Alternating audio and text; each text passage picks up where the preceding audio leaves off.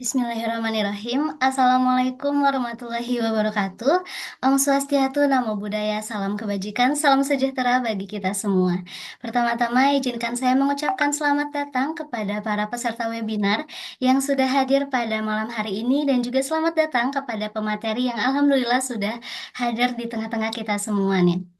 Perkenalkan, saya Saadati atau biasa dipanggil Sasa yang pada kesempatan malam hari ini akan memandu jalannya webinar hingga akhir nanti.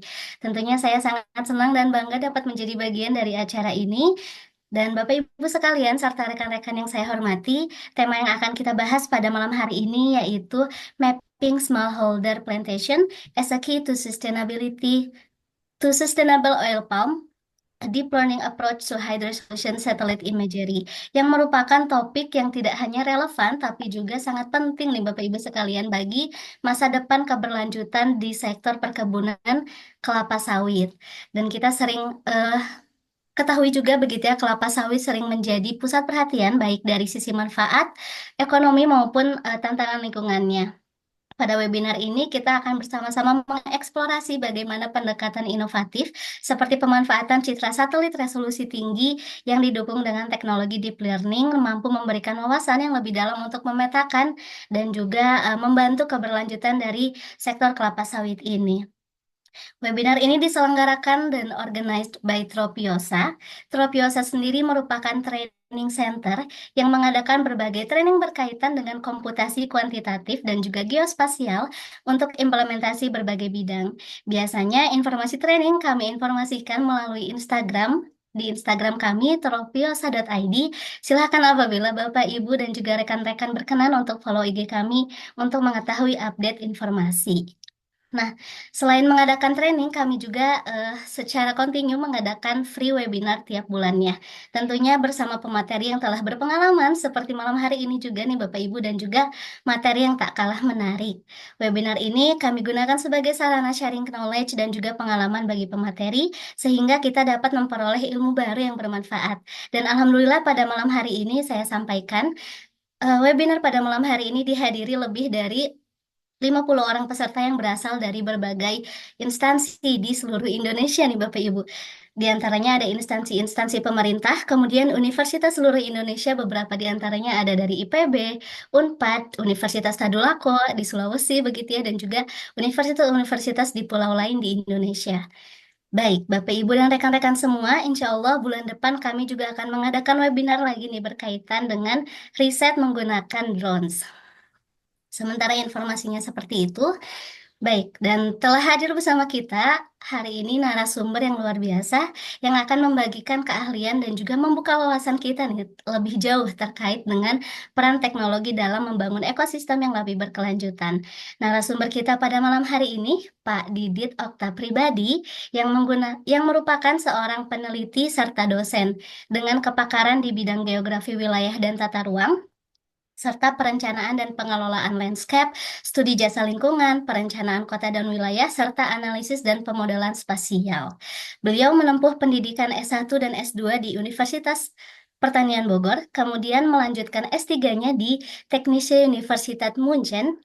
Mohon izin dikoreksi Bapak nanti untuk terkait spellingnya, yang merupakan universitas ternama di Jerman, Bapak Ibu. Pembicara juga sudah memiliki pengalaman di bidang geospatial modeling lebih dari 20 tahun, dengan jumlah publikasi lebih dari 30, baik internasional maupun nasional.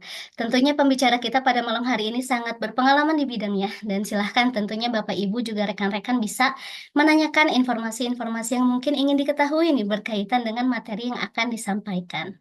Namun sebelum kita mulai, Bapak Ibu juga rekan-rekan sekalian, mohon berkenan untuk membuka kameranya terlebih dahulu sebentar saja supaya dapat kami dokumentasikan terkait dengan webinar malam hari ini. Mungkin saya tunggu sebentar supaya Bapak Ibu bisa membuka kameranya terlebih dahulu.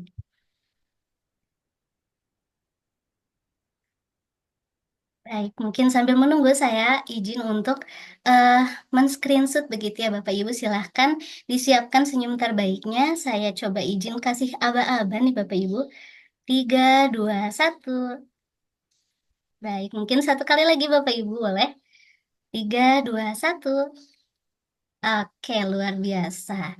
Baik, eh karena Kita sudah melakukan sesi dokumentasi dan pemateri kami pun nampaknya sudah ada di ruangan Zoom ini.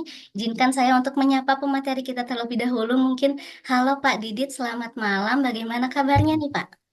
Selamat malam, Mbak Sasa. Ya, alhamdulillah baik. Baik, Alhamdulillah. Silahkan Bapak untuk menyampaikan materinya. Kami akan sama-sama menyimak. Untuk penyampaian materi, kita alokasikan hingga pukul 20.00. Semoga dapat tersampaikan semua dan nanti akan kita Hmm, lanjutkan dengan sesi diskusi selama 30 menit setelah pemaparan. Silahkan disimak Bapak Ibu sekalian kepada Pak Didit sebagai pemateri. Waktu dan spotlight kami persilahkan. baik. Terima kasih, Mbak Sasa. Assalamualaikum warahmatullahi wabarakatuh. Om Swastiastu. Selamat malam, Bapak Ibu semua. Eh, saya lihat juga masih banyak yang muda-muda ini ya.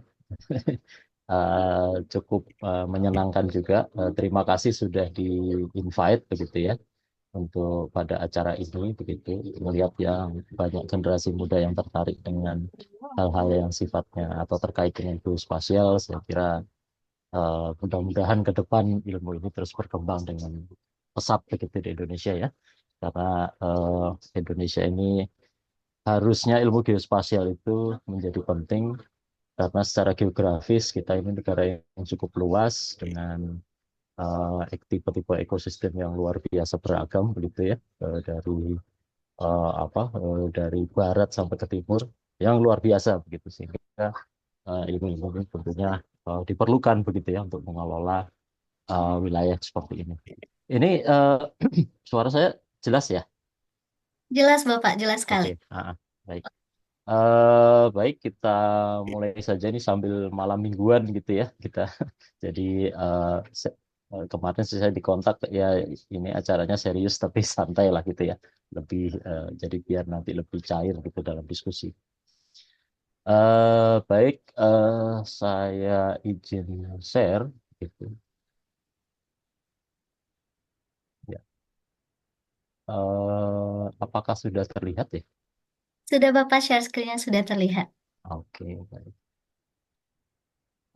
Baik, Bapak Ibu dan teman-teman sekalian. Jadi ini merupakan hasil riset kami ya dari riset LPDP. Jadi karena memang risetnya dibiayai oleh LPDP, dan pada waktu itu saya bergabung dengan tim IPB begitu, jadi apa harus tercantum begitu ya. Kalau di dalam LPDP, kalau semua apa yang di PDP itu harus ketika dipublikasikan dalam bentuk apapun itu harus dicantumkan begitu. Jadi sebenarnya ketua tim perisetnya itu Prof. Ernan Rustiadi begitu ya, tetapi memang yang lebih banyak atau yang lebih involved begitu ya di dalam pembuatan model ini adalah saya sendiri begitu ya. Jadi dan beberapa teman begitu yang sangat fokus pada metodologinya gitu. Jadi ini adalah pengembangan teknologi pemetaan presisi populasi perkebunan sawit rakyat, gitu ya. Ini perkebunan sawit rakyat ini merupakan satu, kita sampai hari ini tidak ada datanya, begitu ya. Inilah yang menjadi persoalan begitu. Jadi kalau kita lihat urgensinya dari riset ini data sebaran spasial perkebunan sawit rakyat itu belum lengkap. Kalau boleh juga dikatakan tidak ada gitu ya. Beberapa yang ada itu adalah yang melakukan survei primer begitu. Nah, itu hanya beberapa spot gitu ya, yang benar-benar disurvei ke lapangan begitu. Nah, sehingga data existing kita yang kita punya itu seringkali BPS itu mengeluarkan data sawit rakyat itu tabular gitu ya, dan nggak ada referensi spasialnya gitu. Jadi sehingga agak sulit begitu ketika kita mau mencek begitu kira-kira di mana ini posisi sawit rakyat itu ya. Nah, dan walaupun demikian begitu sudah secara tren gitu, sawit rakyat ini eh, lumayan berkembang begitu ya, terutama walaupun sudah dilakukan moratorium untuk sawit yang perusahaan begitu, tapi yang sawit rakyat itu terus berkembang secara organik. Kalau dari statistiknya sih memang sudah sampai 40% ya, jadi hampir naik terus begitu. Jadi itulah sebabnya kita memerlukan nih satu peta gitu ya yang bisa digunakan untuk mengidentifikasi atau memonitor perkembangan sawit rakyat yang sampai saat ini ya memang kemudian susah begitu ya, sulit begitu. Nah, sehingga untuk menghadapi tantangan itu begitu ya. Jadi ini karena memang petanya tidak ada sehingga sulit begitu untuk melakukan perencanaan program penguatan begitu ya. Misalnya untuk meningkatkan good agricultural practices, untuk permajaan, untuk subsidi sarana produksi, terus untuk dampak lingkungan dan seterusnya jadi sulit gitu, kalau tidak termonitor ya.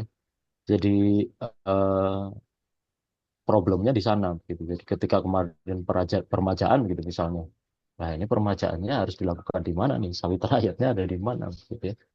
Dan ketika memberikan subsidi atau bantuan juga tidak boleh diberikan kepada sawit rakyat yang berada di kawasan hutan atau kawasan lindung gitu misalnya. Nah, itu juga tidak boleh karena eh, dana pemerintah itu tidak boleh diberikan kepada eh, aktivitas yang melanggar hukum gitu ya, melanggar peraturan gitu. Nah, ini kemudian menjadi sulit gitu ya. Jadi kalau mungkin beberapa teman pernah terlibat dalam permajaan, pada akhirnya banyak sekali syaratnya ya. Jadi harus dicek dulu apakah dia berada di kawasan hutan atau tidak. Terus kemudian kebunnya itu di lokasi mana, kemudian luasannya berapa dan seterusnya. Nah, itu yang memang merepotkan karena 40% itu bukan luasan yang sedikit gitu ya, itu luasan yang banyak gitu. Sehingga sepertinya untuk mendorong ini perlu nih bagaimana kita membentuk spatial information supporting system gitu ya. Jadi terutama paling tidak untuk memetakan dulu lah smallholder palm oil farming itu ada di mana gitu ya. Dan ini menjadi penting juga nanti kalau untuk mendukung misalnya perencanaan mini plan dan lain sebagainya itu menjadi penting. Jadi sehingga inilah urgensi dari riset ini, bagaimana kemudian kita bisa memetakan eh, sawit rakyat. Jadi tujuannya tadi sudah saya sampaikan, mendeteksi objek kelapa sawit, tentunya pada tipe karakteristik wilayah yang berbeda karena berkembangnya organik nih. Jadi kan tidak seperti sawit perusahaan yang memang bentuknya lebih reguler, kemudian wilayahnya jelas dan seterusnya.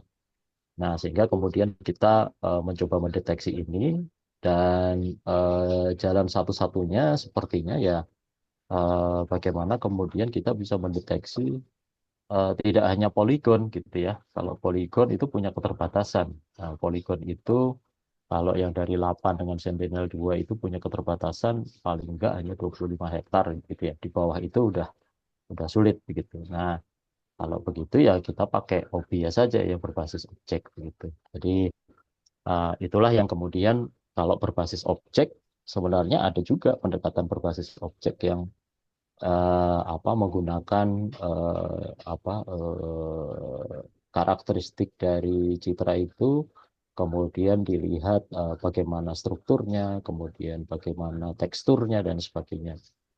Nah, tapi ada pendekatan yang baru, yang lain lagi gitu ya, yang Oh iya, ada kemudian sendiri kan ya. ini yang kemudian kami pilih gitu ya, pendekatan yang berbasis computer vision gitu ya, sehingga kemudian kita bisa mendeteksi objek begitu ya dalam satu gambar.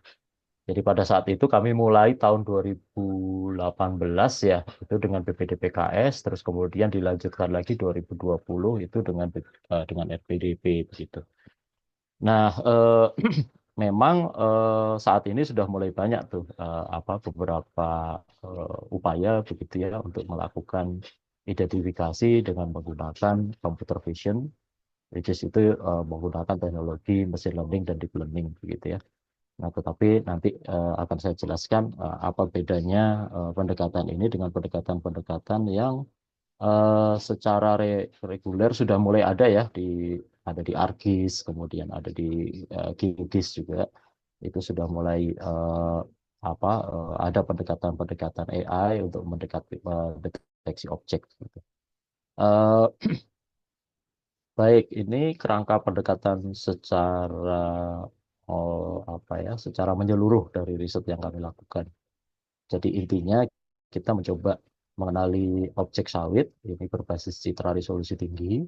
Kemudian kalau kita sudah tahu titik-titiknya, maka kemudian kita bisa membuat poligonnya sehingga kemudian kita bisa mendelineasi kebun sawit rakyat itu di mana saja. Tentunya setelah kita exclude dengan kalau di untuk sawit perusahaan kan clear ya batasnya dan sebagainya, ada HGU dan lain sebagainya. Nah, peta itu bisa kita manfaatkan untuk exclude yang sawit perusahaan sehingga sisanya di situ di luar itu pasti sebenarnya adalah sawit rakyat. Kemudian dilakukan proses verifikasi dan validasi. Nah, kemudian baru kemudian kita bisa membuat peta kebun sawit rakyat. Nah, ini kegunaannya banyak sebenarnya. Jadi ini yang sebelah kanan di sini ini adalah riset lanjutannya.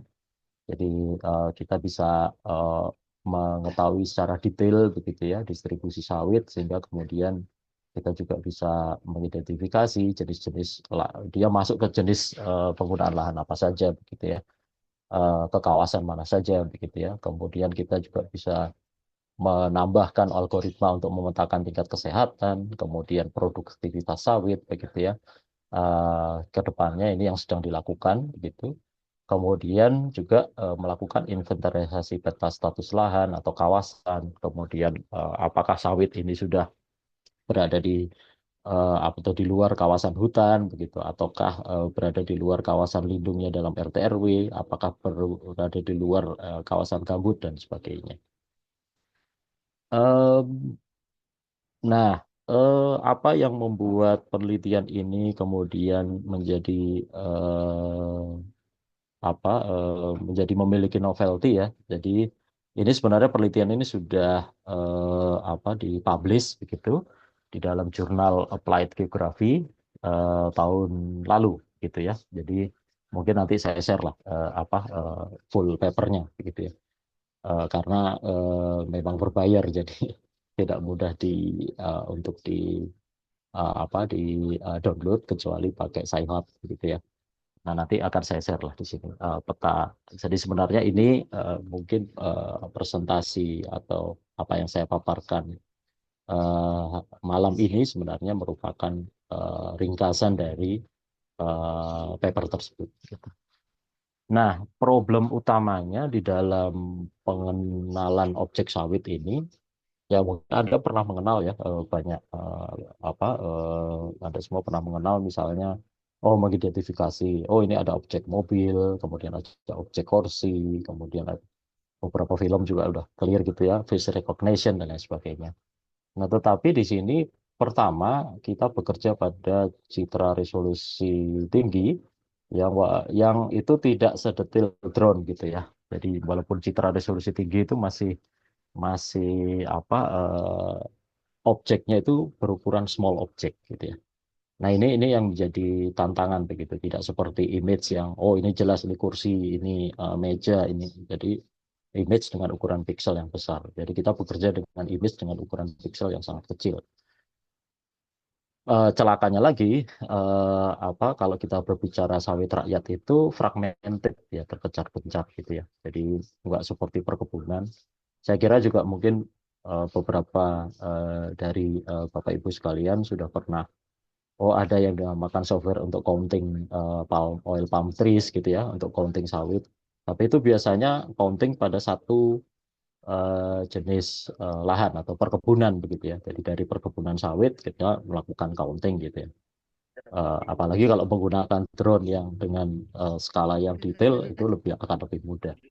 Nah, tapi ini dengan citra yang objeknya small object, terus Bagaimana lagi ini nih kemudian backgroundnya? eh, apa eh, posisi dari si sawitnya itu Tadi terpencar-pencar, tidak letternya. dalam satu hamparan begitu.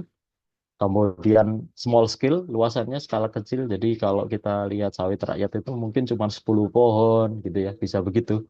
20 pohon, bahkan 5 pohon di belakang rumah, di halaman begitu. Jadi itu juga membuat sulit. Kemudian isolated, kadang-kadang jauh dari mana-mana gitu ya, tidak terakses begitu. Kemudian scatter, menyebar begitu ya. Jadi menyebar dari satu, jadi dia tidak berada pada kawasan tertentu, irregular, jadi dia tidak berbentuk kotak atau tidak berbentuk kalau di kebun kan reguler ya, ada blok tanam dan lain sebagainya gitu, terlihat jelas ya. Kalau ini ya irreguler, bisa ngikut sungai, bisa ngikut jalan gitu. Jadi sangat tidak teratur gitu. Jadi ini juga menjadi persoalan, dan jarak tanamnya juga nggak ikutin aturan gitu ya. Kalau di perkebunan perusahaan itu udah jelas jarak tanamnya, itu sudah sangat jelas. Kalau di sini bisa yang ada yang deketan, ada yang bahkan ininya juga beda-beda gitu ya, tahun tanamnya dan seterusnya begitu, sehingga variasinya luar biasa. Kemudian ada mixed land use juga, jadi bercampur dengan itu juga menjadi kesulitan karena bisa bercampur dengan eh, komoditas-komoditas pertanian yang lain. Dan itu beberapa kan mirip ya, misalnya pisang itu kalau dari atas tuh mirip juga. Terus kemudian eh, jenis palem yang lain, misalnya pinang gitu ya. Nah itu yang juga membuat sulit ya. Dan banyak ya. Jadi banyak komoditas yang lain yang kemudian dia sendiri itu sebenarnya menjadi tidak dominan di situ ya. Jadi yang paling sulit itu adalah salah satu dari small object itu adalah background-nya lebih menonjol daripada objek yang kita pengen sasar gitu. Nah, itu juga salah satu kesulitan. Nah, itu kesulitan dari sisi objeknya gitu. Nah, sekarang kesulitan dari sisi citra satelitnya. Jadi citra satelit itu ya kita pakai dari berbagai macam sources gitu ya. Ada yang dari Google Map, ada yang dari kita minta ke Lapan, kita minta ke PIB, pokoknya di archive mereka apa yang ada begitu. Antara tahun-tahun 2019 sampai 2020-an begitu ya. 2017 sampai 2020 begitu. Kita eh, ambil eh, eh, waktu itu kasusnya kita untuk skala kecilnya di Muaro Jambi gitu. Jadi kita ambil saja semua citra satelit yang resolusi tinggi. Jadi kita nemu GOI, kemudian kita nemu Pleiades gitu ya. Nah itulah yang kemudian kita pakai.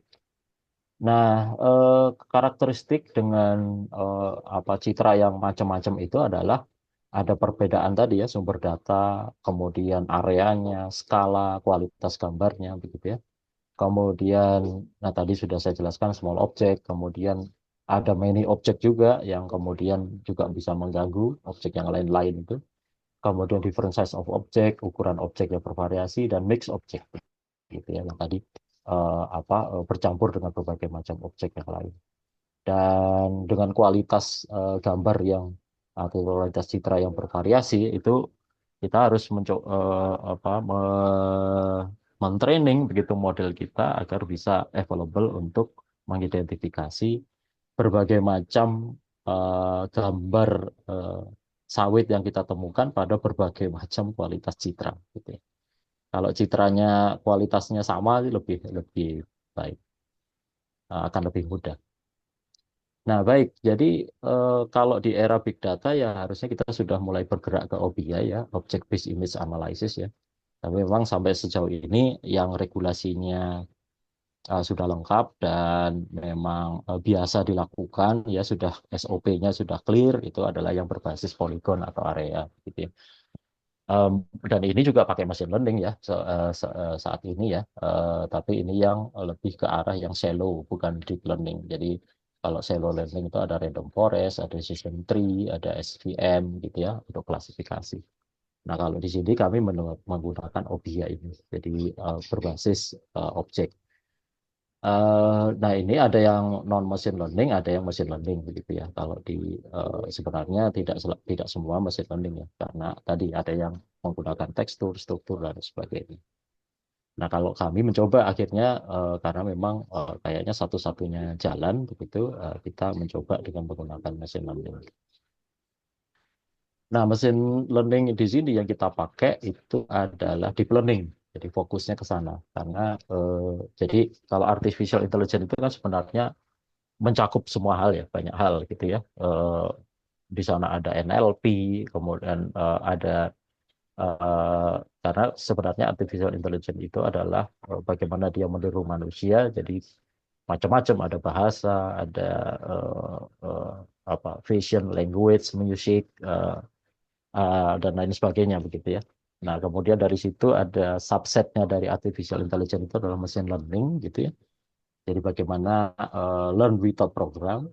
Nah, tapi kemudian subset yang lebih dalam lagi itu adalah deep learning. Jadi mengekstrak pattern sebenarnya dengan menggunakan uh, deep itu layer untuk mempelajarinya itu bisa ratusan sampai ribuan layer gitu. Itu yang kemudian kita pakai.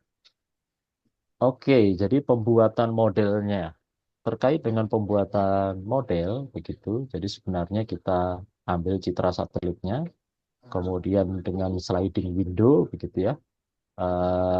Kita pilah-pilah begitu ya. Jadi dengan berbagai macam tadi ya, source of citra satelitnya ada GeoEye, ada Pleiades, kemudian ada satu lagi nanti saya sampaikan. Itu ada tiga macam yang kita peroleh begitu. Nah kemudian dari sliding window dan kemudian apa sampel-sampel yang kita peroleh dari berbagai macam citra satelit itu, kemudian kita modelkan dengan menggunakan deep learning, sehingga kemudian prosesnya ini proses apa makronya ya. Jadi dengan model deep learning ini kemudian kita peroleh nanti bounding box-nya objek sawit. Jadi di antara gambar itu kalau kita masukkan nanti kita bisa identifikasikan bounding box objek sawitnya. Kemudian dengan non-max suppression dan pixel centroid ini kita konversi pixel centroid ini menjadi koordinat, jadi spasial objek sawit. Jadi eh, tapi nanti ini udah berkembang ya, jadi tidak hanya centroid, tapi kami juga mengembangkan yang luas kanopi begitu, dan kemudian juga ada yang boxnya sendiri, jadi box kanopinya begitu.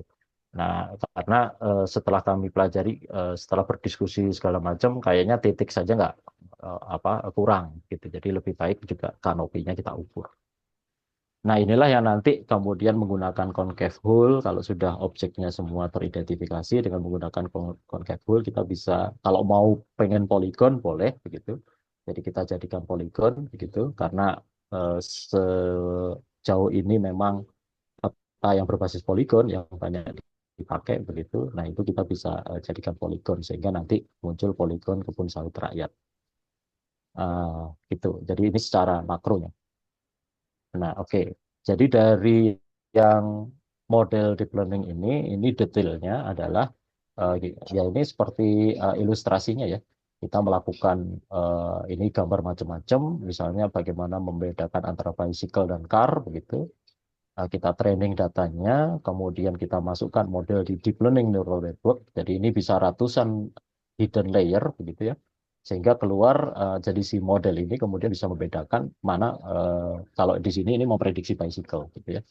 Jadi dengan neuron yang kita susun tadi dan training yang kita lakukan, maka kemudian si model bisa mendeteksi bahwa ini bicycle, dan ini kemudian kita validasi dengan new data. Nah, kalau kemudian kita validasikan ternyata akurasinya cukup tinggi, maka data tersebut, model tersebut kita bisa pakai untuk memprediksi apakah ini bicycle atau tidak, gitu ya, atau bukan, gitu, atau objek car tadi, bicycle atau car. Jadi ini secara umum prosesnya demikian. Gitu. Nah, di dalam proses ini, nah ini banyak hal yang dilakukan begitu. Jadi kami membongkar algoritma begitu ya, karena tadi tantangannya berbeda gitu ya. Kita tidak bisa pakai yang secara template atau default itu ada di misalnya di ArcGIS atau di QGIS, pendekatan AI yang oke, tinggal apa objek bisa masuk nanti bisa mengenali gitu ya. Karena kita berhadapan dengan objek yang berbeda. Tadi ada small, fragmented, scatter dan seterusnya, itu menjadi sulit. Nah, kita menggunakan berbagai macam platform. Jadi kita menggunakan Python, kemudian beberapa juga kita memanfaatkan R software, kemudian kita menggunakan Keras dan TensorFlow begitu ya. Jadi di model yang kami bangun itu menggunakan TensorFlow dan Keras. Nah, ini tantangannya begitu ya, sebagai ilustrasi saja, bagaimana kemudian kita harus mengcapture berbagai macam variasi dari objek tersebut begitu ya. Sehingga kemudian kita memperoleh berbagai macam apa variabel yang mempengaruhi eh, berbagai macam variasi dari gambar itu gitu ya. Nah, ini kita harus mentraining itu berdasarkan pada kondisi-kondisi yang sangat bervariasi gitu ya. Ini salah satu tantangannya begitu ya. Ada yang terkait dengan viewpoint variation gitu ya. Jadi ini angle-nya berbeda, bentuknya berbeda begitu ya. Jadi padahal kan kita pengen bahwa klasifikasinya akurat begitu. Dari sisi viewpoint variasinya itu walaupun bervariasi tapi kita tetap menangkap bahwa itu objek yang sama. Kemudian illumination condition itu juga berbeda, terutama kalau citra satelit ya itu luar biasa begitu. Bagaimana kemudian tergantung kepada kecerahannya juga ya. Jadi ada yang cerah, ada yang gelap dan seterusnya, sehingga itu mempengaruhi juga gitu kemampuan di dalam mendeteksi gitu. Nah kalau berawan kita masih belum bisa eh, apa menyelesaikan masalah awan itu ya. Kalau udah awannya sangat ketutup ya agak susah. Karena asal mata kita masih bisa melihat bahwa itu objek sawit itu bisa kita latihkan ke komputer. Kemudian ada skala variasi seperti ini, begitu ya. Ada yang kecil, ada yang besar dan seterusnya. Karena kan umurnya juga macam-macam ya, apa sawit yang kita identifikasi. Kemudian ada deformasi seperti ini, walaupun kita tahu ini kucing, tapi kan kemudian kita harus melihat dengan lebih lama gitu ya. Ini binatang apa? Gitu. Jadi ini deformation.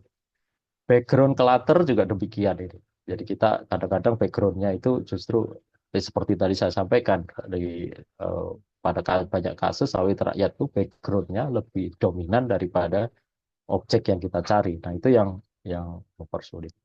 Ini occlusion juga demikian. Terus intra class variation gitu ya. Kita tahu ini kursi tapi bentuknya ya bisa macam-macam gitu ya. Nah, ini sebenarnya yang ingin kita lakukan. Jadi, kalau di model yang kami kembangkan itu sebenarnya, jadi ini kan ada beberapa tipe ya. Ada image classification. Jadi image classification itu hanya bisa membedakan, oh ini bottle, ini cup, ini cube gitu ya. Nah, tapi kemudian kita juga harus melakukan, kalau pengen tahu bahwa bottle, cup, and cube itu ada di mana, itu dilakukan object localization. Jadi kita tahu bahwa oh yang di sini bottle, yang di sini cube, yang di sini cup dan seterusnya. Nah kalau semantic segmentation ini kita tahu bahwa oh, ini bottle, cup dan cube gitu, tapi tidak ada pembedaan, tidak ada ID-nya gitu ya. Nah ini beda dengan instant segmentation. Ini lihat saja di cube-nya. Kalau di cube-nya ini satu warna, kalau di sini cube-nya banyak warna gitu. Jadi setiap apa objek itu punya ID gitu. Nah, yang kita lakukan adalah image classification dan object localization ini. Nah, ini yang kita lakukan untuk mengidentifikasi sawit. Jadi kita pengen mengklasifikasikan sawit itu ada di mana, eh, apa, mengklasifikasikan bahwa itu sawit dan lokasinya di situ. Gitu ya. Jadi ada klasifikasi dan lokasi. Dan setiap ini juga ada ID-nya karena apa bisa kita eh, apa ekspor juga nanti hasil filenya ke SAP. Nah, small object detection ini menjadi krusial gitu ya, karena ini menjadi tantangan. Jadi pada saat itu saya nggak tahu apakah saat ini sudah perkembangan terbaru sudah muncul lagi yang lebih advance begitu ya. Tapi sampai pada kita selesai riset itu memang agak sulit untuk melakukan small object detection itu tantangannya di situ. Jadi sebagai contoh begini ya, Bapak Ibu sekalian. Misalnya ini kemudian menjadi sangat penting karena misalnya dalam autonomous car gitu ya, yang mobil tanpa driver gitu, itu percuma kalau dia mengidentifikasi, oh ini ada orang di depan, kemudian ada ada orang lewat di sebelah kiri, ada mobil sebelah ini, sebelah kanan kemudian ada bis dan lain sebagainya begitu. Tapi kalau baru bisa mengidentifikasinya ketika sudah gambarnya berukuran besar, itu telat gitu ya reaksinya. Jadi autonomous car ini harus punya kemampuan untuk mendeteksi objek pada ukuran yang sangat kecil. Jadi sudah bisa antisipasi gitu ya. Jadi seperti ini itu ukurannya sangat kecil baseball. Kalau di autonomous car ya misalnya sign ini ada sangat kecil sekali gitu ya. Traffic atau ada orang lewat itu jaraknya jauh itu kan kecil ya. Nah, itu sudah bisa kemudian bisa diantisipasi. Makanya kemudian small object detection itu menjadi satu tantangan tersendiri gitu ya. Bagaimana kemudian kita bisa mendeteksi karena kalau percuma juga bisa mendeteksi tapi udah dekat gitu. Jadi pada akhirnya tidak bisa mengantisipasi. Nah ini masih menjadi tantangan. Saya kira saya nggak tahu perkembangan saat ini, tapi sampai kami melakukan hal ini begitu itu belum banyak yang bisa mendeteksi objek yang semacam ini yang berukuran kecil. Nah, yang pertama di dalam yang paling penting di dalam proses ini itu adalah pembuatan dataset. Inilah yang sliding windows tadi, itu 500, kita ambil 500 kali 500 pixel gitu ya. Nah, ini kita kumpulin tuh. Jadi inilah yang menjadi basis data untuk bisa kita training nanti. Jadi bisa Bapak Ibu lihat ya, dengan mata juga agak lumayan kita harus cukup harus memfokuskan pandangan gitu ya. Oh, ini sawit gitu ya. Jadi kita akan melihat apa pelatih ini begitu ya dengan 500 kali 500 pixel tadi. Nah, ini kemudian kita anotasi dari setiap sampel yang kita potong-potong tadi, kemudian kita anotasikan sawitnya. Nah, ini ya kemudian menjadi bahan untuk training gitu ya. Kita mentraining komputer kita untuk bisa atau model deep learning kita untuk bisa mendeteksi sawit. Nah, Bapak Ibu sekalian, kita itu tidak perlu memotong semuanya juga begitu ya. Jadi kita cukup memotong sebisa mungkin kita varian-varian itu kita potong, kita cuplik gitu ya. Nah, tapi kemudian eh, dari sampel yang ada itu kemudian kita bisa multiplikasi gitu ya. Jadi kita bisa membuat sampel baru yang lebih bervariasi gitu ya. Nah, ini juga sudah tersedia ya banyak sekali algoritma-algoritma yang bisa dipakai. Jadi kalau ini kami menggunakan ini original ya. Kemudian ini menggunakan Pansarpen ya. Karena variasi-variasi ini muncul begitu ketika kita scanning di Google Map gitu muncul gitu. Sehingga oke, kita tetap pakai karena kalau dipotong-potong semua itu akan capek juga begitu ya, akan takes time dan takes energy gitu. Nah, sehingga kemudian kita dari data yang sudah kita potong, baru kita bisa meng-create data baru. Jadi bisa dipanserkan, kemudian jadi kita menggunakannya RGB ya, cukup RGB ya. Jadi kita tidak menggunakan kanal lain. Jadi belum gitu ya. Rencananya ke depan kalau ada ini risetnya kita akan pakai kanal yang lain. Tapi kita masih menggunakan RGB sehingga ada yang kita gunakan rise blue value atau rise green value atau horizontal flip. Nah, tadi ya karena untuk mencakup atau bisa melingkupi varian-varian yang saya tadi sampaikan. Ada deformation, ada macam-macam tadi ya. Sehingga kita harus lakukan horizontal flip, vertical flip, rotated 90 degree, rotated 180 degree, dan seterusnya. Gitu. Nah, sehingga kita kegunaannya adalah kita bisa buat sampel yang bervariasi dan sekaligus meningkatkan jumlah sampel gitu ya sekaligus. Nah, oke, jadi itu persiapan tadi datanya untuk bisa di training. Nah, kita masuk ke modelnya begitu ya, model untuk mentraining. Di di mesin learning atau deep learning ini itu ada dua macam atau dua kelompok detectors. Yang pertama itu one step detectors, yang kedua two step detector. Yang one step detector itu dia lebih cepat karena dari image ini feature-nya langsung diekstrak, langsung dia. Jadi kita itu outputnya dua, classification and localization. Tadi sudah saya sampaikan ya, kayak tadi botol, tapi juga kita pengen nggak cuman oh ini di situ ada botol, ada cup, ada cube gitu. Tapi kita pengen botolnya ada di mana, cupnya di mana, cube-nya di mana. Jadi ada dua hal ini yang nanti menjadi output dari model kita, yaitu classification dan localization. Kalau one state itu image langsung diekstrak, langsung klasifikasi dan lokalisasi. Jadi ini uh, cepat gitu ya. Kalau two state itu ada image, kemudian feature extraction dulu. Jadi ada proses feature extractionnya itu. Jadi dilihat dulu ada objek apa saja di situ gitu ya. Itu dikenali dulu. Baru kemudian extraction of object proposal. Jadi baru kemudian setelah semua dipetakan, ada apa saja di situ, baru diekstrak tuh. Kira-kira objek yang mau kita klasifikasikan yang mana. Baru kemudian kita klasifikasikan dan localization. Nah, eh, dulu, jadi sebelum ada terobosan begitu ya, ada penemuan baru lah begitu ya, ada algoritma baru. Ini itu cepat tapi kurang akurat, one state detector ini. Jadi akurasinya rendah, tapi cepat. Nah, kalau two state detector ini dia jauh lebih akurat, tetapi proses yang dibutuhkan lebih lama.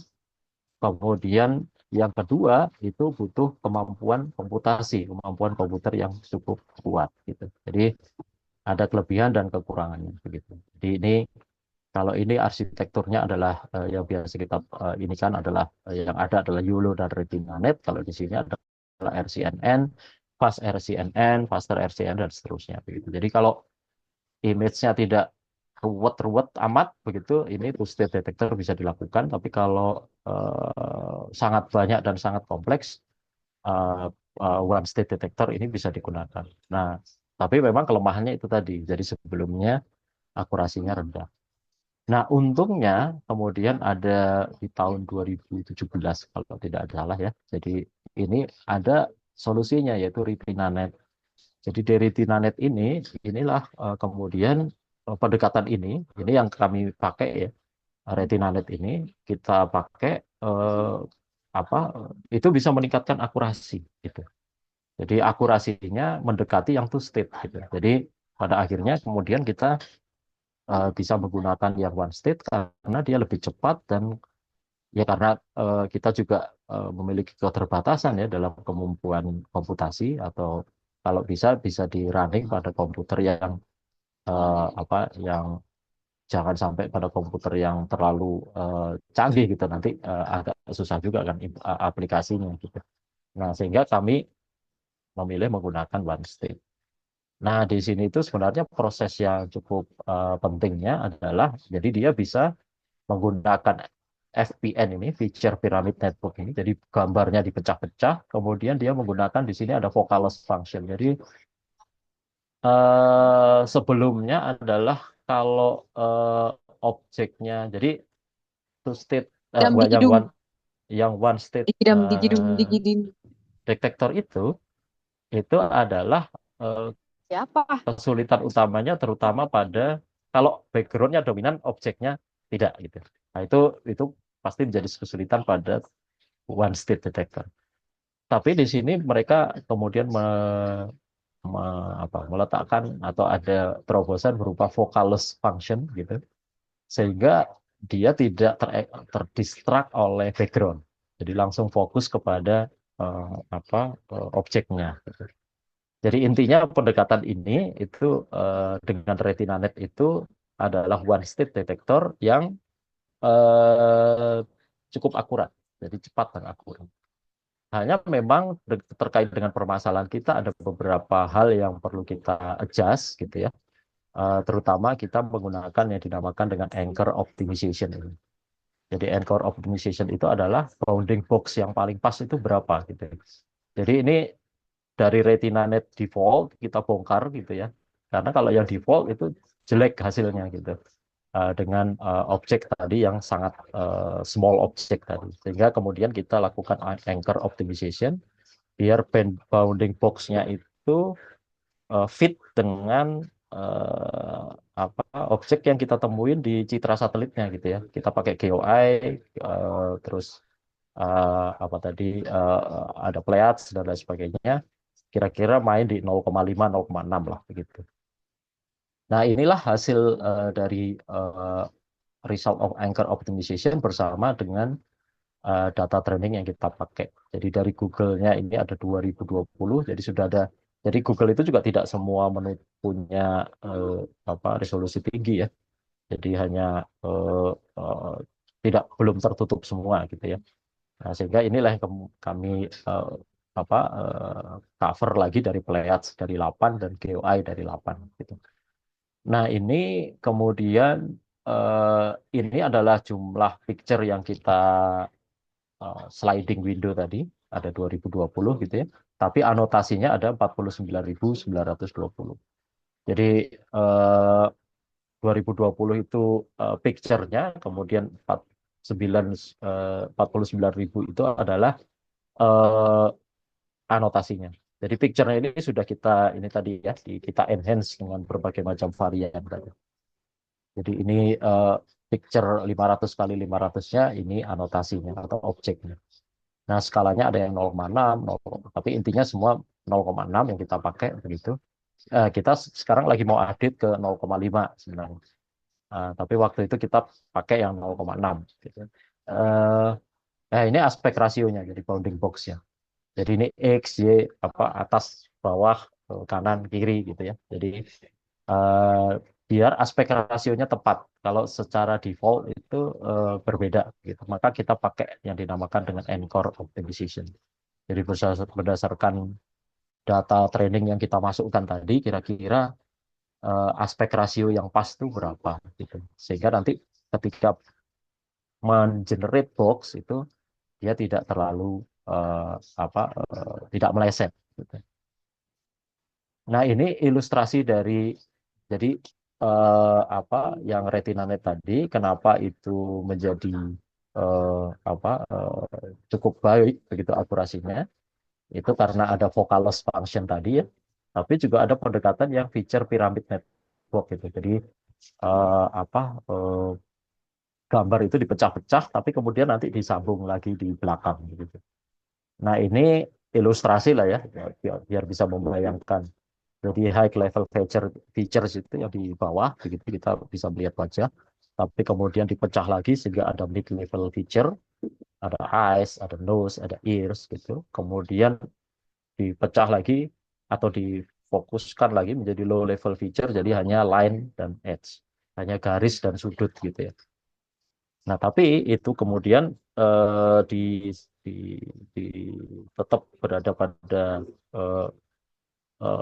piramida yang sama begitu. Jadi nanti si model itu akan mengenali line dan edge, kemudian line dan edge ini akan membentuk eyes, nose, dan ears gitu. Dan kemudian kalau yang di high level untuk memastikan bahwa ternyata bahwa mata itu harus di atas hidung, kemudian mulut itu harus di bawah hidung, kemudian telinga itu harus di kanan dan di kiri, dan kepala dan seterusnya. Jadi dipecah, semuanya dipecah, tapi kemudian disatukan lagi sehingga itu caranya untuk mengenali ke gambar semula. Nah, ini hasil dari masing-masing platform ya. Jadi kita mengandalkan ada yang citra yang kita peroleh dari Google Earth, ada yang dari Pleiades, ada yang GeoEye. Nah, kalau yang Google Earth ini macam-macam nih. Jadi kita susah mengidentifikasinya. Ada Pleiades juga, ada GeoEye juga, ada QuickBird juga begitu ya. Jadi agak susah. Yang penting kita dapat citranya kita lakukan. Nah, ini nilai loss dari masing-masing. Jadi nilai loss itu adalah kita cari nilai loss yang paling kecil. Jadi dari sisi training itu ini adalah iterasinya, begitu ya. Epoch ini iterasinya. Jadi ada banyak iterasi untuk bisa mendapatkan. Nah, kemudian yang orange ini adalah nilai loss-nya. Kita cari loss yang paling kecil. Gitu. Loss itu adalah kemampuan model dalam mengidentifikasi objek gitu ya. Jadi kalau yang dia identifikasi itu fit dengan memang objek itu sawit ya, secara empirik sawit dan model mengenali itu sawit, nah itu berarti loss-nya kecil gitu ya, melesetnya kecil. Jadi loss itu nilai melesetnya begitu, itu kecil. Nah kalau MAP itu mean average precision gitu ya, nah, itu harus tinggi begitu. Jadi kita di sini sudah sampai 90% presisinya, eh, rata-rata di atas 90 begitu ya, karena memang itu yang kita kejar ya.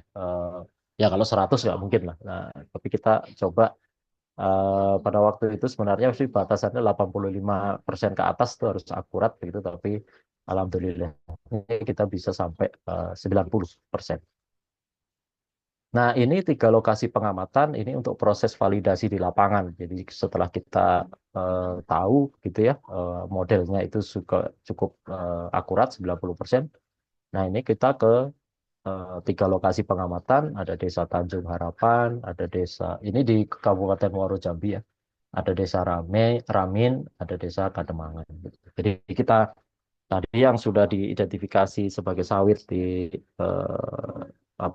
di lokasi yang kita sudah tentukan. Jadi ini kita bawa ke lapangan. Jadi hasil identifikasinya kita bawa ke lapangan, kira-kira pas atau tidak. Gitu. Nah, ini proses validasinya begitu ya. Jadi ada yang dinamakan dengan true positif, ada yang dinamakan dengan false negatif, ada yang dinamakan dengan false positif. Nah, ini untuk menghitung presisi gitu ya. Jadi true positif itu eh, apa eh, itu yang paling bagus ya diidentifikasi di model itu sawit dan memang sawit. Kalau false negatif itu bukan sawit padahal di lapangannya sawit gitu ya. Kalau false positif itu kita tidak mengidentifikasi bahwa itu sawit tapi ternyata itu sawit gitu ya. Jadi ada true positif, false negatif dan false positif. Kita tidak menemukan true negatif karena ini hanya satu kelas gitu ya. Jadi true negatif tidak relevan karena ini hanya satu kelas. Nah, keluar itu yang penting itu average precision-nya ya. Kalau yang Kademangan itu 97, kalau yang Ramin itu 92, kalau yang Tanjung Harapan cukup menggembirakan ya, ya 99 begitu ya, setelah kita lakukan. Nah, ini kemudian kita bandingkan begitu antara hasil identifikasi dengan menggunakan tadi metode deep learning dengan yang eh, peta yang dari eh, Pemda begitu ya, Pemda yang dibantu oleh Lapan begitu yang basisnya poligon. Untuk yang terpencar-pencar seperti ini gitu persen beda luasnya sampai 600% gitu ya. Karena ini di Kademangan ini pencar-pencar. Kalau untuk Tanjung Harapan, karena ini lebih mengumpul, bedanya lebih kecil. Kalau ini sampai 600%, ini 58,55%. Karena memang dia ini X atau plasma lah, gitu ya, X plasma. Jadi eh, dia mirip dengan sawit perusahaan. Nah, ini kalau yang ini X plasma sudah cukup lama, kalau ini X plasma baru begitu. Nah, ini fit begitu antara yang poligon dengan yang dengan menggunakan metode deep learning karena memang ini menjadi satu hamparan dan polanya mirip dengan sawit perusahaan karena ini X plasma yang baru gitu. Jadi ketika digunakan untuk mengidentifikasi sawit perusahaan sebenarnya antara yang poligon dengan yang tidak itu nggak beda jauh begitu ya. Karena memang tadi ya yang poligon itu di atas 25 hektar dan dia teratur gitu ya satu poligon yang satu hamparan yang diisi oleh sawit. Nah itu perbedaannya dikit. Tapi kalau yang pencar-pencar dan scatter dan fragmented itu bedanya jauh. Nah ini ada keterbatasan ya, tetap ada limitasinya lah dalam satu model kan pasti ada semua ada limitasi. Yaitu kita hanya bisa mengidentifikasi kelapa sawit dengan perkiraan usia tanam 4 sampai 5 tahun saja gitu ya. Yang penting kanopinya itu sudah terbentuk gitu ya. Jadi tanaman menghasilkan lah pada akhirnya. Tapi kalau di bawah itu ya agak susah karena dia sama saja dengan semak gitu. Ini waktu saya hampir habis ya. Eh, Oke, saya percepat ya. Nah, ini model ini sebenarnya sudah kami buat menjadi semacam aplikasi lah begitu ya, menjadi semacam ya aplikasi di QGIS gitu. Jadi Anda bisa alamatnya di sini nih. Ini sudah ada GitHub-nya. Jadi eh, Bapak Ibu semua bisa baca di sana, bisa pakai dengan menggunakan QGIS gitu ya, karena aplikasi QGIS. Jadi eh, terserah. Jadi saya mendorong eh, Bapak Ibu semua untuk nyoba gitu ya, pakai gitu ya, Anda semua untuk pakai begitu di wilayah Anda. Kalau ketemu misalnya ini tinggal diekstrak saja eh, wilayah mana, kalau ada citranya akan lebih bagus, itu tinggal diidentifikasi. Jadi ini silahkan ke sini saja, nanti ada GitHub-nya bagaimana cara menginstall dan lain sebagainya. Kemudian package apa saja yang diperlukan, sampai ke bahasa codingnya ada semua di situ. Ini juga sudah ada hakinya, begitu ya.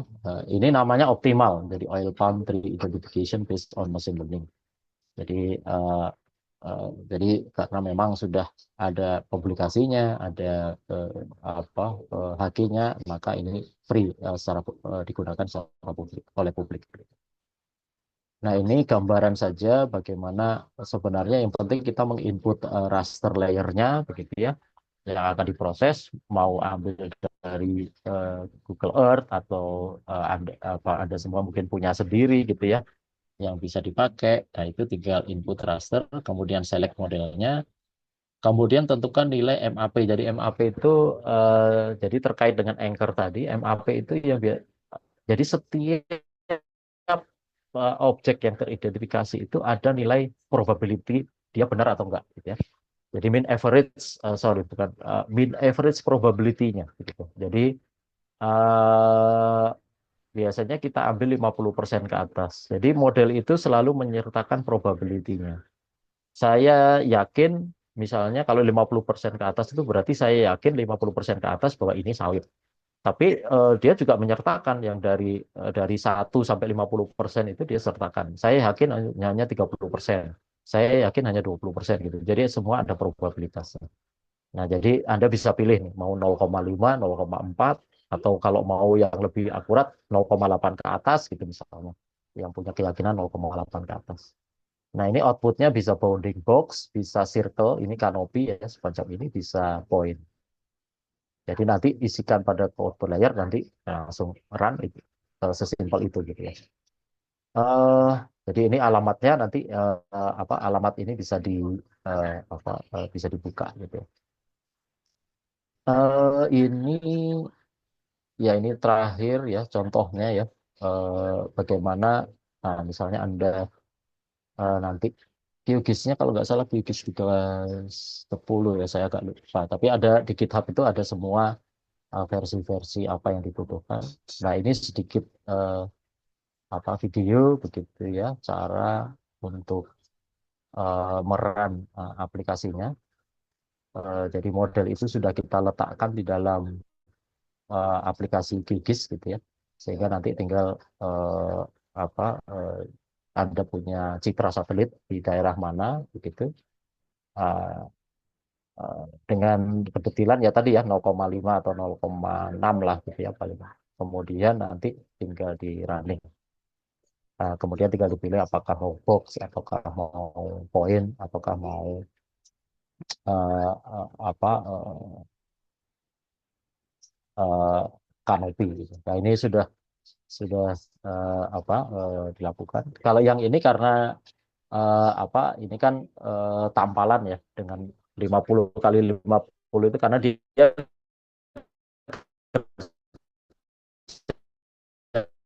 adalah dari satu window ke window berikutnya. Ini salah satu contohnya begitu ya. Salah satu contoh gitu ya yang bisa di di dilihat. Oke, jadi itu ini beberapa hasil bisa dibaca di papernya. Jadi ini smallholder oil palm area yang sudah bisa kita deteksi ya. Ini di luar dari sawit perusahaan ya, karena sudah dikeluarkan dari peta HGU dan peta sawit perusahaan gitu. Jadi ini kita sudah ketahuan smallholder oil palm areanya gitu. Nah, jadi dari sini kemudian kita tidak hanya menghitung luas ya, tapi kita bisa tahu kira-kira ada berapa pohon gitu ya. Ini kita overlay dengan peta kawasan hutan, ternyata ada juga yang di hutan konservasi, ada yang di hutan produksi, ada yang di hutan produksi terbatas gitu ya. Walaupun ada juga yang paling banyak masih di APL ya, tapi sudah merambah ke berbagai macam hutan lainnya. Nah ini kalau kita overlaykan dengan pit depth gitu ya, ternyata banyak juga yang masih di gambut yang very deep dan extremely deep gitu ya. Jadi di sini sebenarnya tidak, kalau pentingnya untuk kita tahu bahwa jumlah oil palmnya itu adalah oil palm trees-nya itu adalah kalau misalnya memang kita nanti mencoba untuk memindahkan itu, eh, maka kan harus ada kompensasi ya, gitu. Jadi harus bagaimana kalau mengatasi sawit-sawit yang berada di kawasan-kawasan yang rawan dan rentan seperti itu. Nah, itu kita tahu berapa pohon yang harus hitungan apa dihitung berapa pohon yang harus dipindahkan. Ini kalau dengan tata ruang ada yang masih di water catchment area, bahkan ada yang di anak dalam tribe settlement juga ada begitu ya. Di protected area terutama yang di area seputar danau, kemudian riverbank gitu. Ternyata juga ada cukup banyak, eh, kita bisa tahu luasannya dan kita bisa tahu jumlah pohonnya berapa. Sebagai penutup, jadi model ini bisa digunakan secara cepat gitu ya, hemat begitu kalau citranya sudah ada, karena yang paling mahal kan citranya begitu. Tapi kita sih berharap ini juga nanti selalu update kalau Google Earth-nya update gitu ya. Jadi kita bisa memetakan eh, pada skala yang lebih luas gitu ya. Kemudian yang kedua, kita bisa mendapatkan peta sebaran sawit rakyat desa presisi. Nah, memang kemudian pertanyaannya adalah bagaimana ini bisa diadopsi di dalam regulasi gitu. Karena regulasi itu penting. Sampai saat ini regulasi kita pemetaan itu masih berbasis poligon. Jadi ini juga sulit kalau nggak ada regulasinya, pemetaan seperti ini. Kemudian agak sulit juga ternyata butuh proses sampai pemetaan seperti ini itu bisa diakui dan bisa dipakai. Mungkin itu Mbak Sasa, mohon maafnya agak kelebihan berapa menit, 5 menit gitu ya. Eh, Terima kasih, saya kembalikan ke Mbak Sasa. Baik, luar biasa. Terima kasih banyak Pak Didit atas pemaparannya begitu ya. Tidak apa-apa Pak, lebih 5 menit, namun Alhamdulillah semuanya bisa tersampaikan begitu ya. Iya. Mungkin saya kembalikan terlebih dahulu nih kepada Bapak Ibu. Hmm. Saya coba izin Udah. chat Zoom-nya untuk bantu membacakan pertanyaan-pertanyaan dari Bapak Ibu. Di sini kebetulan ada satu pertanyaan, ada beberapa pertanyaan nih Pak dari Bapak Ibu peserta. Saya izin bantu bacakan. Yang pertama dari Bu Risna. Apakah konsep riset ini dapat diaplikasikan untuk mapping penambangan emas skala kecil di Indonesia? Kemudian ada beberapa pertanyaan lagi, apakah akan ditampung terlebih dahulu atau mau dijawab satu persatu, Pak?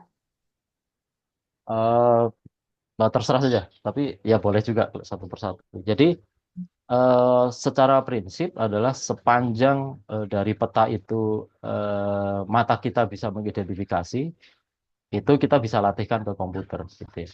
Eh, jadi pada objek yang lebih kecil gitu, tentunya kalau ini kan memang dengan citra satelit resolusi tinggi ya. Walaupun resolusi tinggi, tapi sebenarnya masih nggak memadai gitu ya. Kalau objeknya jauh lebih kecil lagi, kita bisa pakai drone gitu. Dengan pendekatan yang sama, kalau dengan drone kan sudah lebih kelihatan ya. Sehingga yang kecil-kecil pun bahkan sampai rumah, terus kemudian jalan, terus kemudian mobil dan seterusnya. Jadi itu bisa memperbesar. Jadi ini kita main antara eh, skala ya, skala cakupan area dengan kedetilan yang kita butuhkan. Nah, untungnya kita punya drone, punya macam-macam, jadi kita bisa menggunakan berbagai macam device gitu ya untuk bisa mendapatkan data, dan data itu kita proses melalui model deep learning tadi gitu. Jadi sepanjang mata bisa gitu ya mengidentifikasi. Ya, misalnya lihat dari drone, oh memang teridentifikasi pertambangan ini, nah itu bisa gitu ya. Jadi secara ininya singkatnya seperti itu. Baik, terima kasih banyak Bapak atas jawabannya dan semoga Bu Risna cukup dengan jawabannya begitu ya, atau apabila ada yang masih ingin ditanyakan Ibu boleh untuk di follow up lagi. Kemudian ada dari Pak Iqbal, boleh minta linknya Pak, ini mungkin terkait dengan link GitHub yang tadi dibahas nih Pak. Ya, tadi di PPT ada ya eh, link GitHub-nya begitu ya. Atau saya share juga di ini ya. Eh, jadi itu tinggal masuk ke situ. Eh, Sebentar, bisa saya share ya, izin share ya. Apakah sudah terlihat? Sudah Bapak. Nah, ini GitHub-nya ada di sini. Terus kemudian eh, apa berbagai macam, termasuk juga guidance, book guidance-nya juga ada di sini. Terus kemudian yang dibutuhkan apa saja, plugin-nya apa saja, kemudian eh, model yang digunakan itu ada semua di sini, codingnya juga ada lengkap begitu ya. Jadi silahkan saja nanti bisa pergi ke laman ini gitu ya untuk mendownload model dan lain sebagainya. Eh, Mungkin itu Mbak Sasa. Jadi bisa Baik. dicoba silahkan. Baik, terima kasih banyak Pak Didit. Kemudian eh, apa ada pertanyaan lagi nih Pak dari Pak Fahmi Arif. Apakah plugin ini bisa digunakan untuk tanaman selain sawit? Ini mungkin tadi sempat dijawab juga ya Pak. Boleh mungkin ditambahkan untuk jawabannya seperti itu. Iya, untuk tanaman selain sawit ini sebenarnya kami sedang komunikasi terus dengan Kementan gitu ya. Eh, untuk bisa dikembangkan di tanaman lain gitu. Jadi secara prinsip ya tadi sepanjang dari citra ataupun dari drone itu bisa terlihat begitu, maka itu sebenarnya bisa gitu. Secara prinsip begitu. Tapi kalau nggak dari drone atau dari ini nggak terlihat ya agak susah gitu ya. Misalnya dia tanaman yang berada di bawah naungan kan gitu ya susah ya kan kalau seperti itu. Tapi kalau masih terlihat secara visual dan kita bisa identifikasi dengan berbagai macam device tadi ya, maka itu bisa dilakukan. Jadi PR-nya masih banyak sih memang. Ada karet, kemudian ya ada beberapa yang lainnya ya, karet, kelapa dalam. eh, tapi memang proses dari karena harus training dulu, kemudian cari model yang fit untuk bisa dilakukan identifikasi. Itu Mbak Sasa. Baik, semoga menjawab ya Bapak Fahmi. Kemudian Bapak ada pertanyaan lagi nih. Selamat malam Pak, izin bertanya, apakah untuk training model deep learning ini selalu menggunakan sampel berbentuk gambar ataukah bisa menggunakan POI atau AOI? Seperti itu, Pak. Ya, karena kita pengen mendeteksinya itu objek ya, maka kita menggunakan gambar gitu. Jadi kita training dengan berbagai macam gambar sawit ya. Jadi dan itu memang variasinya cukup cukup banyak gitu ya. Nah itulah yang kemudian kita lakukan. Kalau AOI apa POI agak agak agak sulit gitu ya. Kecuali kalau kita hanya mengidentifikasi poligonnya gitu ya atau bloknya gitu. Nah tergantung pada tujuan kita ya. Karena kalau kita objek ya kita latih dengan objek tadi gitu. Gambar objek tadi. Baik, menarik Begitu. sekali Oh, nampaknya, Pak. Terima kasih. ah. Kemudian ada pertanyaan lagi nih, Pak, dari Bapak Antonio Sipayung. Nah, jadi Pak Antonia ini ada rencana penelitian disertasi saya di IPB University terkait dengan ketahanan sosial ekonomi petani sawit dalam kawasan hutan dan kesiapan untuk strategi jangka benah dan salah satu tujuan penelitian untuk menganalisis kesesuaian lahan pengganti sawit menjadi tanaman hutan lainnya. Apakah saya boleh mengontak narasumber untuk diskusi? Apakah ini bisa digunakan untuk rencana penelitian saya? Mungkin boleh langsung dijawab nih Bapak terkait dengan pertanyaan dan juga rencana Pak Anton Antonio ini?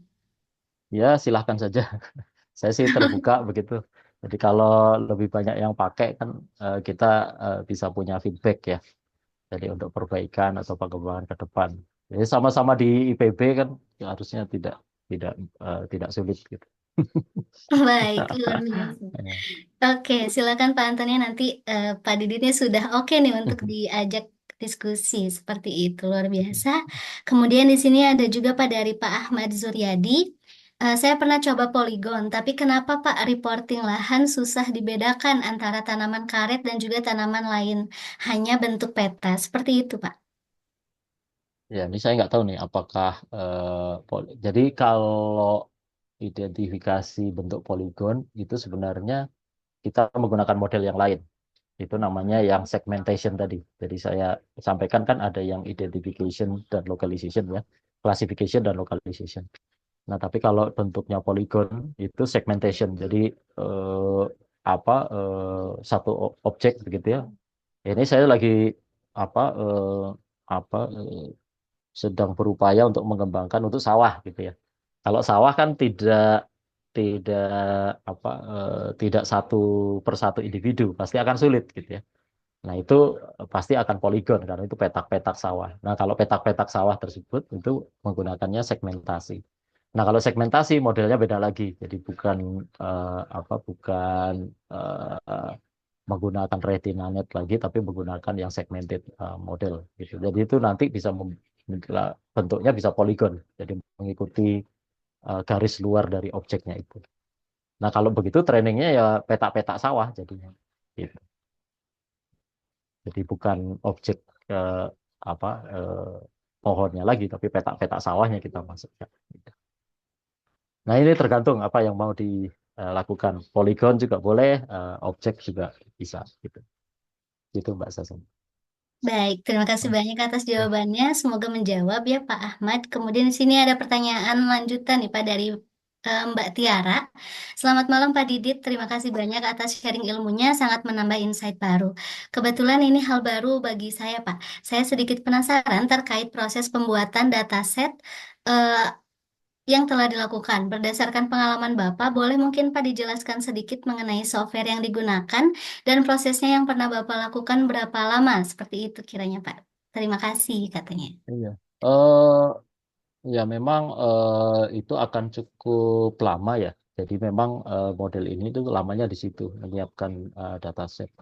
Sehingga memang akan lebih cepat kalau kita sudah punya citranya ya. Misalnya kita dapat dari Lapan atau dari eh, BIG gitu, itu sudah lebih cepat gitu ya karena itu sudah filenya sudah kita dapat. Nah, tapi kalau yang Google Earth ini agak agak ribet nih karena kita harus mendownload dulu, kemudian sliding windows, eh, nah itu prosesnya kemudian menjadi berat kalau harus download dulu. Jadi biasanya secara teknis kita download di template gitu, terus kemudian kita ambil satu-satu gitu, dan semuanya memang eh, pendownloadan dan sebagainya kalau biar lebih cepat ada codingnya di Python gitu. Jadi menggunakan Python untuk datasetnya. Nah, itu memang tidak ada di GitHub ya karena kalau di GitHub memang kalau nggak salah hanya datasetnya saja gitu. Jadi memang prosesnya itu karena kalau di-download satu-satu dengan sliding windows tadi ya pakai QGIS atau apa agak-agak pasti lama gitu, berat. Jadi sehingga kami bikin Python coding Python sendiri untuk automatically download dan kemudian nah yang setelah kita punya tadi ya 500 pixel kali 500 pixel itu yang repot tuh di anotasinya memang karena kita harus menaruh bounding box pada setiap objek itu. Jadi pada setiap objek sawitnya. Jadi oh ini objeknya anotasi ini adalah sawit. Yang ini jadi karena ini kan satu kelas ya. Jadi hanya oh ini sawit, ini bukan, ini sawit, ini bukan gitu ya. Jadi proses itu ya yang lama. Jadi kami membutuhkan dibantu oleh beberapa mahasiswa gitu ya untuk melakukan anotasi gitu. Oh, ini sawit atau itu bukan. Kalau kita salah menganotasi ya nanti modelnya jadi salah. Gitu. Baik, terima kasih banyak Pak atas jawabannya. Semoga menjawab ya Mbak Tiara. Kemudian luar biasa nih Bapak malam hari ini peserta kita pada interaktif nih nampaknya. Jadi setelah satu pertanyaan selesai dijawab, ada pertanyaan baru lagi luar biasa. Bapak Ibu juga boleh apabila ingin bertanya secara langsung kepada Pak Didit gitu ya, boleh Bapak Ibu untuk mengaktifkan mikrofonnya. Sebelumnya di sini ada pertanyaan dari Mbak Wulan. Saya izin bacakan. Sebelumnya terima kasih banyak Bapak atas pemaparannya sangat bermanfaat sekali. Izin bertanya Pak, dalam penelitian Bapak, site yang digunakan cukup luas sehingga tidak memungkinkan untuk memakai drone karena akan memakan waktu yang cukup lama. Nah, menurut Bapak, apabila luasan tidak terlalu besar, sebaiknya lebih bagus menggunakan drone yang dilengkapi lidar ataukah menggunakan citra resolusi tinggi. Seperti itu Pak. Terima kasih, kata. Ya betul. Terkait dengan pertanyaan ini tadi ya. Jadi kenapa kita menggunakan citra satelit resolusi tinggi? Karena memang cakupan yang kita pengen identifikasi cukup luas gitu. Jadi kalau kalau untuk drone eh, akan sangat lama sekali mengumpulkan drone. Misalnya seluruh seluruh Kabupaten Muaro Jambi saja tadi. Itu sangat sangat lama gitu ya. Makanya kemudian kita menggunakan citra satelit. Nah, karena menggunakan citra satelit, risikonya kan paling detail paling 0,5 ya kali 0,5 meter atau paling detail apa 0,3 kali ya ada. Eh, nah itu tetap memang coveragenya itu jadi trade off-nya di situ. Jadi coveragenya luas, tapi objeknya tetap jadi small gitu ya.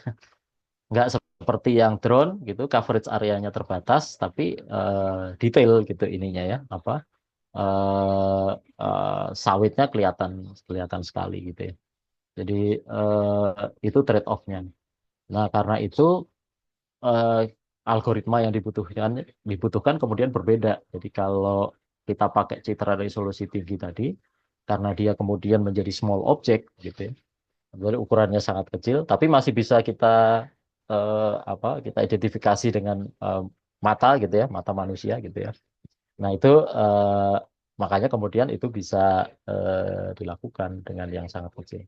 Kalau Anda punya luasannya tidak terlalu luas, ya silahkan saja pakai drone itu akan lebih lebih baik. Apalagi kalau ada lidar dan lain sebagainya, nah, itu akan lebih lebih gampang dalam modelnya gitu ya. Algoritmanya tidak akan serumit yang tadi ketika kita bicara small object tadi.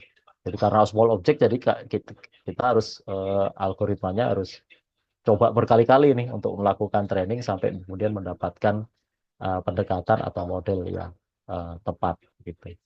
Begitu Mbak Saja. Baik, terima kasih banyak atas jawabannya Bapak dan ada tanggapan juga dari Kak Tiara, Kak Ulan dan juga para peserta lain. Terima kasih banyak Pak atas jawabannya. Baik Bapak Ibu sekalian, apabila ada yang masih ingin ditanyakan, Bapak Ibu boleh tanyakan melalui chat Zoom maupun on mic secara langsung supaya langsung bisa tektokan seperti itu ya dengan pemateri. Bagaimana nih Bapak Ibu? Atau mungkin sambil menunggu pertanyaan dari Bapak Ibu, saya juga ada sedikit eh, penasaran nih Pak terkait dengan input yang digunakan. Dalam penelitian Bapak ada tiga citra yang digunakan, di antaranya tadi ada Google Earth, GeoEye, dan juga satu lagi begitu ya. Nah, kira-kira Pak, input mana yang menghasilkan model dengan tingkat akurasi yang lebih tinggi setelah dilakukan ground validation? Kemudian dalam pengenalan objek, apakah sawit dengan ketinggian yang berbeda itu dapat teridentifikasi dengan baik dengan menggunakan data citra tersebut. Seperti itu mungkin Hmm. Pak yang penasaran gitu saya. Ya, kalau tadi sudah saya sampaikan ya di PPT. Jadi walaupun kalau untuk yang Google Earth itu variatif ya, variasi karena itu kan campuran dari berbagai macam citra satelit ya. Jadi kita agak susah mengidentifikasi source-nya gitu. Tapi kalau kita lihat dari apa, misalnya dari PPT tadi ya, ini saya share lagi. Jadi di PPT tadi ada hasil validasinya.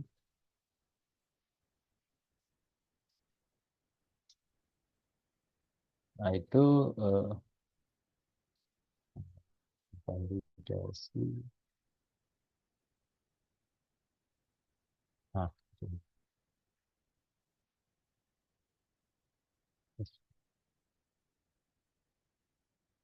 Nah, ini untuk masing-masingnya ya.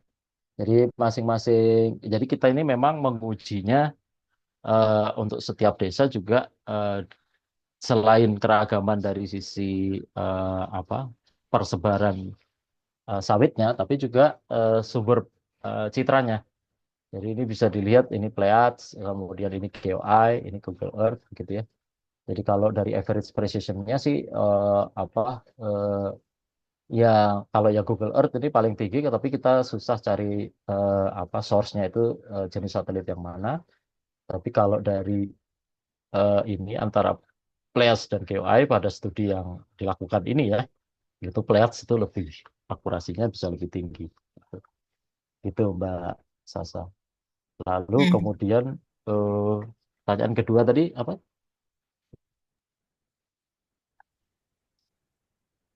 terkait dengan pengenalan objek, apakah kelapa sawit dengan ketinggian yang berbeda bisa Oh ya, teridentifikasi? dengan ketinggian yang berbeda.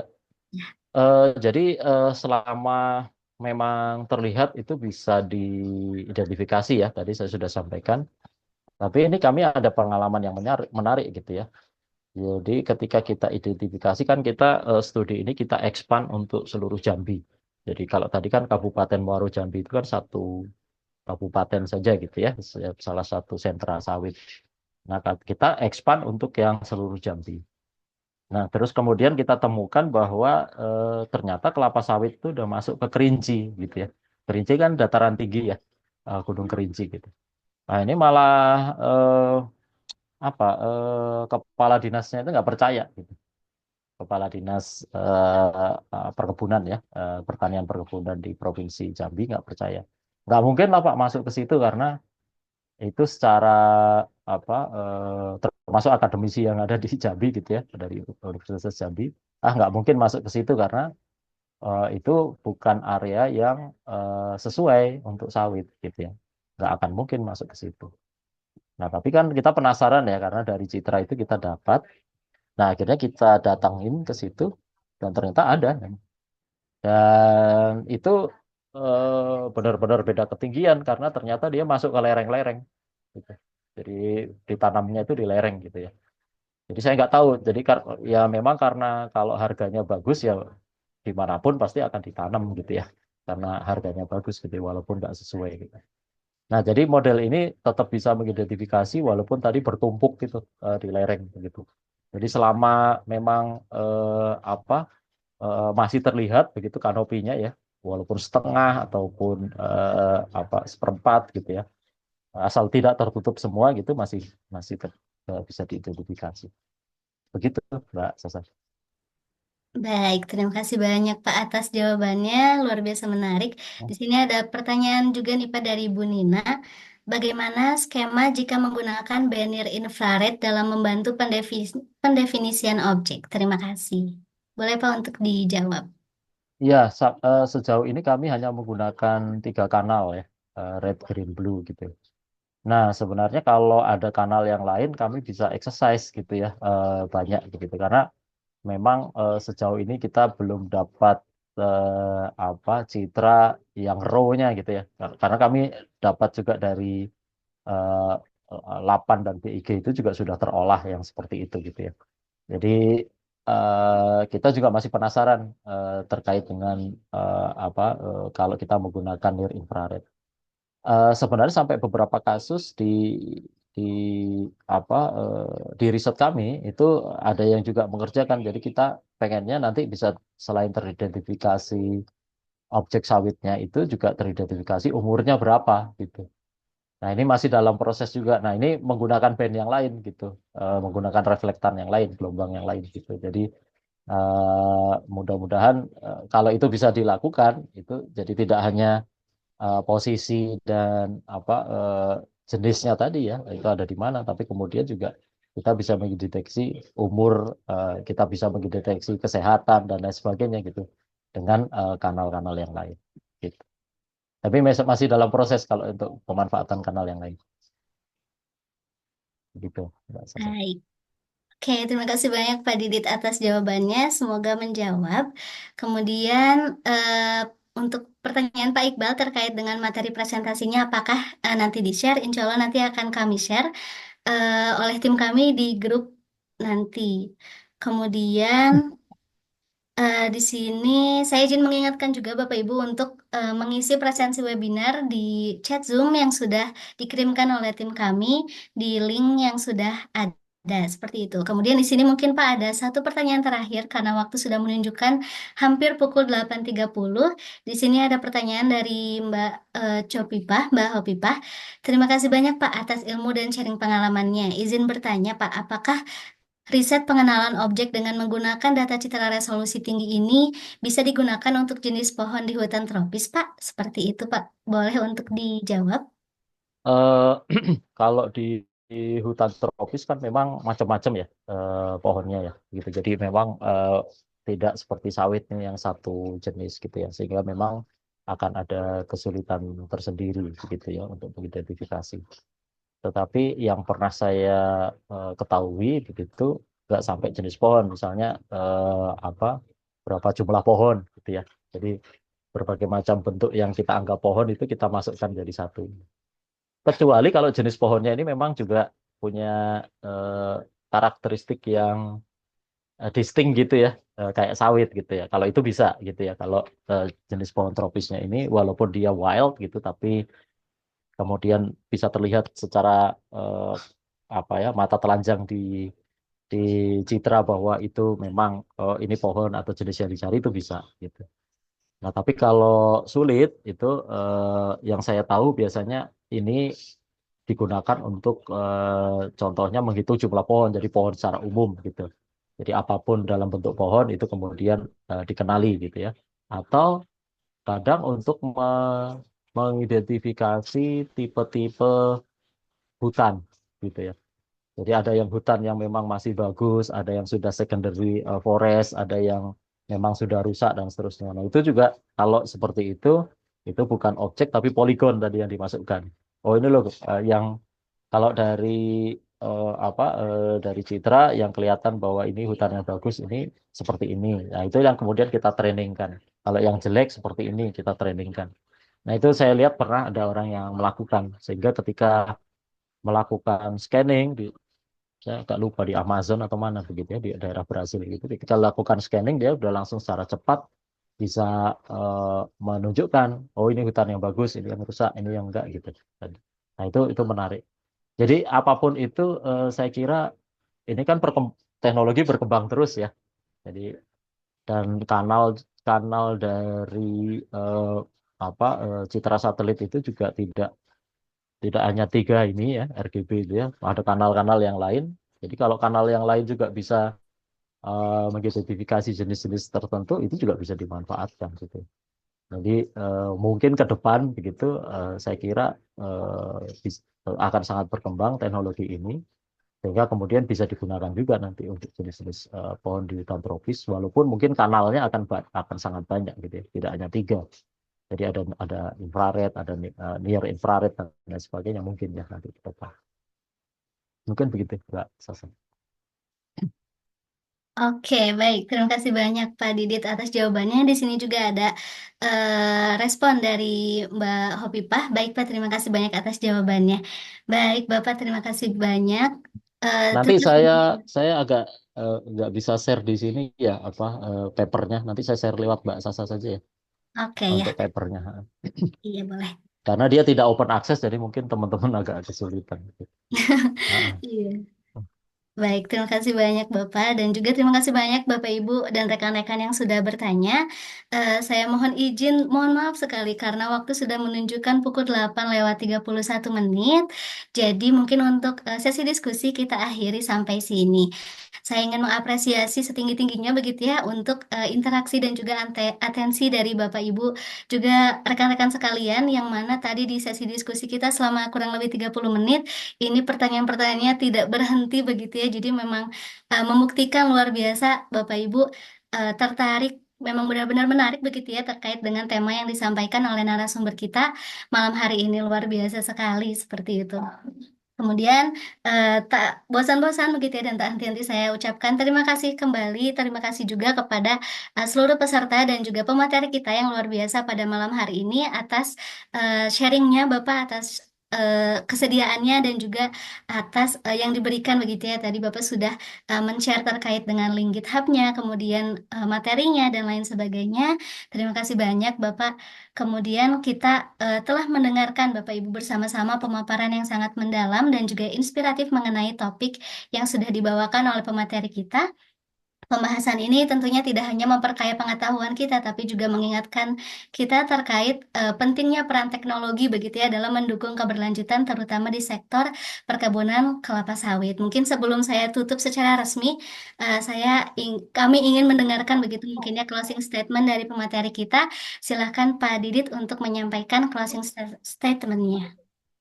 Ya, terima kasih Mbak Sasa. Jadi ya, sekali lagi terima kasih sudah di invite ya di acara ini dan berbagi dengan teman-teman yang lain begitu.